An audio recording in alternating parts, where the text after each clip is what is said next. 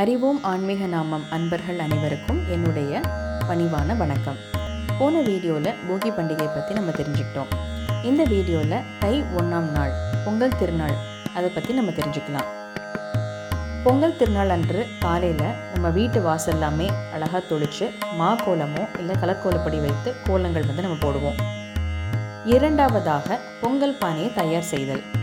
பொதுவாக மண் பானை, மண் அடுப்பு வைத்து பொங்கல் விடுவாங்க.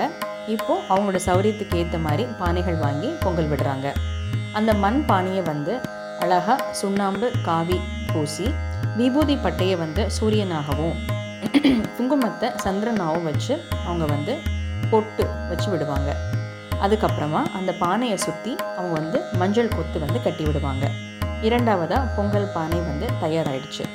மூன்றாவதாக நம்ம எந்த இடத்துல பொங்கல் விட போகிறோமோ அங்கே அழகாக இலைகள் எல்லாமே போட்டு அதில் விளக்கு, கரும்பு, விளக்குக்கு தேவையான பூஜை ஜாமான்கள், அதே மாதிரி நமக்கு தேவையான மற்ற பூஜை ஜாமான்கள் எல்லாமே வைத்து ஒரு இலையில் நாட்டு காய்கறிகள் அனைத்தையும் வைத்து மஞ்சள் பிள்ளையார் பிடித்து இதெல்லாமே பொங்கல் பானைக்கு அருகில் வச்சுருவோம்.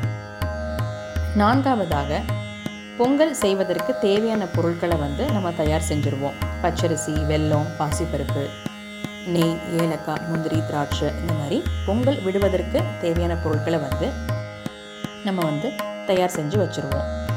பொங்கல் பானையை வைக்கிறதுக்கு ஒரு வழக்கம் இருக்குது. கிழக்கு பக்கம் பொட்டு இருக்கிற மாதிரி பொங்கல் பானையை எடுத்து நம்ம அடுப்பு மேலே வைப்போம். இதில் இன்னொரு குறிப்பும் இருக்குது. மார்கழி மாதம் 30 நாளும் வீட்டு வாசலில் அழகழகாக கோலங்கள் போட்டிருப்பாங்க. அதுக்கு நடுவில் சாணத்தை பிடிச்சு வச்சுருப்பாங்க. அதுக்கு மேலே ஒரு பூ வச்சுருப்பாங்க. அந்த 30 நாள் போட்ட கோலங்கள் உள்ள சாணங்கள் எல்லாமே அவங்க சேர்த்து வச்சு அந்த சாணத்தை தான் பொங்கல் அடுப்பு எரிய பயன்படுத்துவாங்க. ஐந்தாவதாக வீட்டில் உள்ள எல்லாருமே அன்று புத்தாடைகள் அணிந்து வீட்டு பெண்கள் அவங்கவுங்க வழக்கப்படி நல்ல நேரம் பார்த்து சக்கரை பொங்கல் மட்டுமோ, அப்படி இல்லைன்னா சக்கரை பொங்கல், பால் பொங்கல், வெண்பொங்கல் இந்த மாதிரி விடுவாங்க. அவங்களுடைய வழக்கத்துக்கு ஏற்ற மாதிரி பொங்கல் விடுவாங்க. பொங்கல் பொங்கி வந்ததும் சூரிய பகவானுக்கு நைவேத்தியம் செஞ்சுட்டு காக்கைக்கு அந்த பொங்கலை வச்சுட்டு அதுக்கப்புறம் நம்ம பூஜை நிறைவு செய்ததுக்கப்புறமா அன்று முழுவதும் நம்ம அன்றைக்கி செஞ்ச அந்த பொங்கல், சாம்பார், கூட்டுக்குழம்பு, அவியல், பச்சடி, அதுக்கப்புறம் வடை, இந்த மாதிரி நம்ம என்னெல்லாம் இன்றைக்கி செஞ்சுருக்கோமோ அது எல்லாமே உட்கொண்டு மகிழ்வோம்.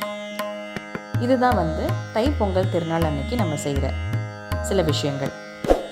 அடுத்த வீடியோவில் மாட்டுப் பொங்கல் பற்றியும் காணும் பொங்கல் பற்றியும் தெரிஞ்சுக்கலாம். நன்றி, வணக்கம்.